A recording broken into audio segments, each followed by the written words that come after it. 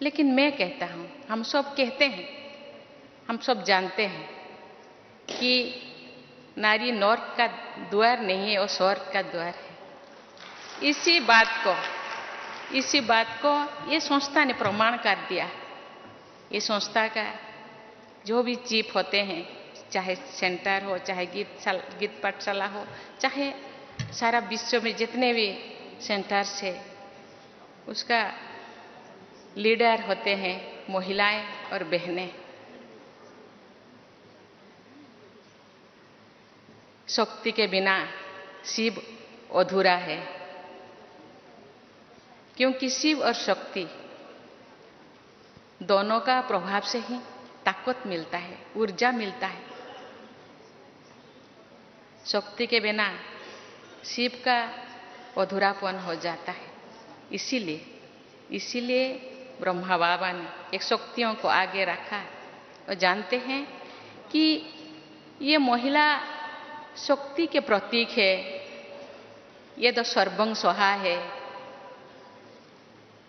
सुख, शांति, आनंद और प्रेम का ये जीता जागता ये मिसाल है। कोई बोलने से, कहाँ किताबों में लिखने से वो चीज तो बदल नहीं जाएगा। लेकिन आज लोगों की मानसिक स्थिति को बदलना जरूरी है और बदल भी चुका है। आज चारों तरफ ये है, भारत में ही है नहीं, सारे विश्व में कहते हैं महिलाओं को आगे लाना होगा। और समझते हैं आज नेगेटिविटी इतने बढ़ने का एक ही, मुझे बहुत सारे कारणों से एक ऐसे रीजन है, क्योंकि हम लोग महिलाओं को नेग्लेक्ट करते हैं। महिलाएं आगे आना चाहिए। आज चारों तरफ आरक्षण के लिए नारा लग रहा है। पॉलिटिक्स में आरक्षण, नौकरियों में आरक्षण और हर चीज में आरक्षण चाहिए महिलाओं को। लेकिन मैं जानती हूँ महिला के अंदर इतना पोटेंशियलिटी है। अब आज हम देखेंगे तो हर जगह, अभी बॉर्डर सिक्योरिटी में भी वो ऐसा काम करते हैं जो भाई लोग नहीं कर पाते।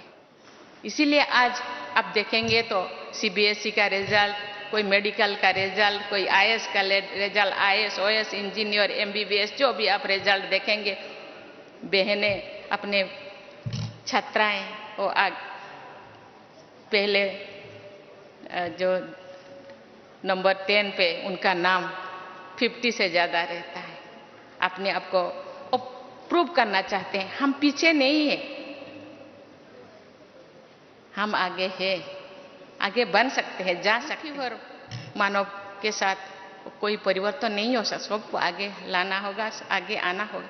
इसीलिए वो युवाओं को भी आगे लाने के लिए गांव-गांव वो रैली कर रहे हैं। सब जानते हैं जितने अभी जनसंख्या वृद्धि हो रहा है, इसके साथ ही अपना अनाज का भी बढ़ावा जरूरी है। इसीलिए लोग रासायनिक सार का खाद का यूज करते हैं, लेकिन देखा गया है कि रासायनिक सार यूज करते वक्त तो हम शारीरिक रूप से इतने नया बीमारी आ रहा है। इसीलिए ये संस्था ने जैविक सार, ऑर्गेनिक सार यूज करके वो गांव-गांव किसानों के अंदर ये बात को फैला रहे हैं।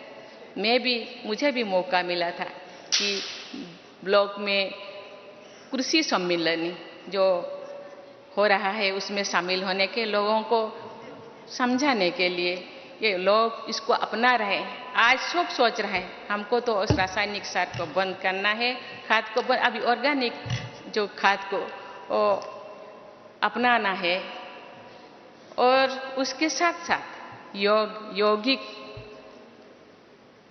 व्यवस्था को भी उपयोग करना है। भाई और बहनों, आज सारे विश्व में स्वच्छता का अभियान चल रहा है। स्वच्छता बाह्य स्वच्छता के लेकिन ये संस्था का नंबर 1 मुद्दा तो है स्वच्छता और पवित्रता। ये पहले से ही है। ये केवल बाह्य स्वच्छता नहीं है, वो आंतरिक स्वच्छता, मन वचन कर्मणा में स्वच्छता, दृष्टि वृत्ति कृति में स्वच्छता, चाल चलन चेहरा में स्वच्छता, कथनी और करनी में समन्वयता समरसता। ये तो उनका मुद्दा है, ये संस्था का मुद्दा है। हम जब गांव जाएंगे तो बाह्य स्वच्छता के एटमॉस्फेयर के स्वच्छता के साथ साथ अपने अंदर के स्वच्छता के बारे में भी लोगों को समझाना है। स्वच्छता तो अंदर ही ज्यादा है। इस स्वच्छता को मिटाने के लिए ये संस्था इतने दिनों से काम कर रहे हैं। मुझे पता है छोटे छोटे गांव से लेकर छोटे बड़े शहरों तक बहनें गांव-गांव जाके कैसे लोगों को समझाते हैं और उनके मानविकता को जो घट गया है उसको फिर पुनर्स्थापन करने के लिए, पुनर्स्थापित करने के लिए वो कितने मेहनत करते हैं। जो लोग इस यही संस्था से जुड़े हैं वो लोग तो परिवर्तन हो गए हैं। यही संस्था से ज्यादा लोग कैसे जुड़े, इसीलिए हम सबको प्रयास करना होगा। लेकिन वो हम जाएंगे, लेकिन उनको समझाएंगे कि नहीं, बहुत सहजता से बहुत आसानी से हम इसी संस्था से जुड़ सकते हैं और इसी संस्था के जितने भी श्रीमत है उसको हम फॉलो कर सकते हैं। इनका जो इस संस्था के जो मकसद है, ये मकसद, ये लक्ष्य जो बेहतर समाज की स्थापना, मुझे लगता है हम इसी तरह प्रयास करते रहेंगे तो वो दिन दूर नहीं कि ये समाज में जरूर बदलाव आएगा। गांधी जी, महात्मा गांधी जी का सपने राम राज्य जरूर लौटेगा। इसके लिए हम सबको बहनें तो प्रयास कर रहे हैं। जो गृहस्थी है उनको भी प्रयास करना होगा। कहते हैं कि example is better than advice. अपने आप को एग्जाम्पल बनाना है। यस, हम कर सकते हैं। हम महाकाश पे जा सकते हैं, मिट्टी के अंदर जा सकते हैं, पानी के गहराई में जा सकते हैं। तो इतना सारा, इतने थोड़ा से काम हम नहीं कर सकते। मैं जो सेंटर से बिलोंगिंग करती हूँ, वहाँ एक बार मुझे बहन जी ने बोली, दीदी आप थोड़ा गाना गाइए। मुझे तो गाना नहीं आ रहा है। तो मैंने मुझे हिंदी गाना मुझे याद आ गया, जो खिल सके ना ओ फूल हम है, तुम्हारी चरणों के धूल हम है, दया की दृष्टि सदा ही रखना, तुम्हें हम माता पिता तुम्हें।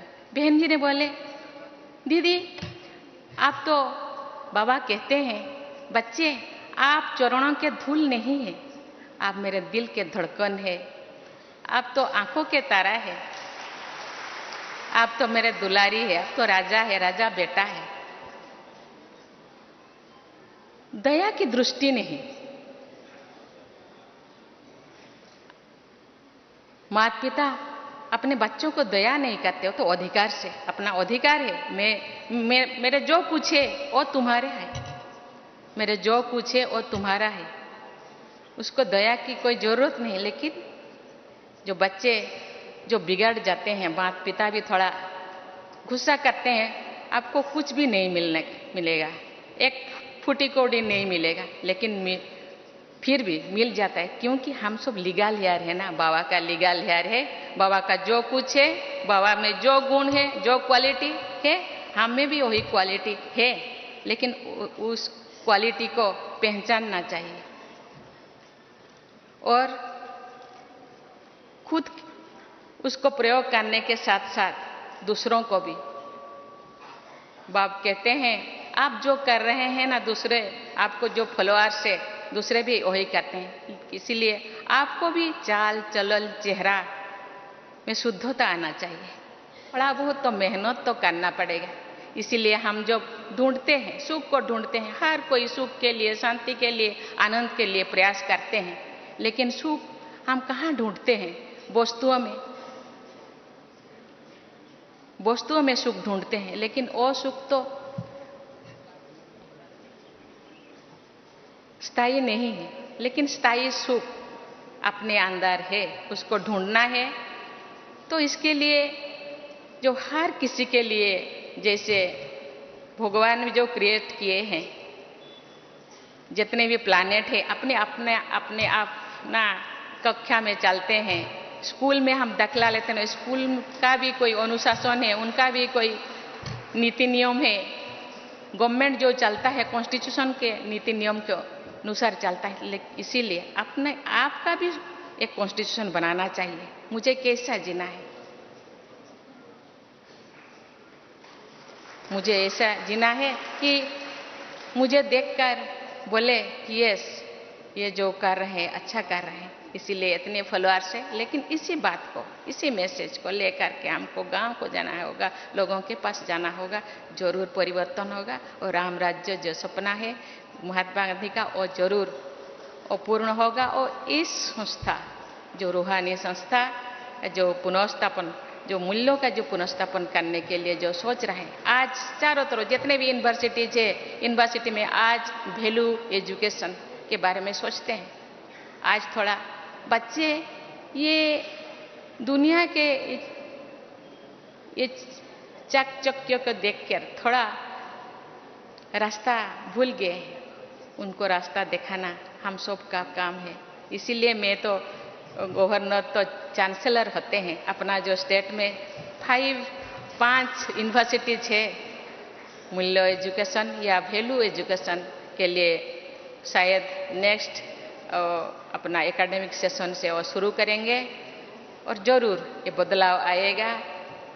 ये जो गीत है, हम होंगे कामयाब एक दिन, जरूर हम होंगे कामयाब। ओम शांति।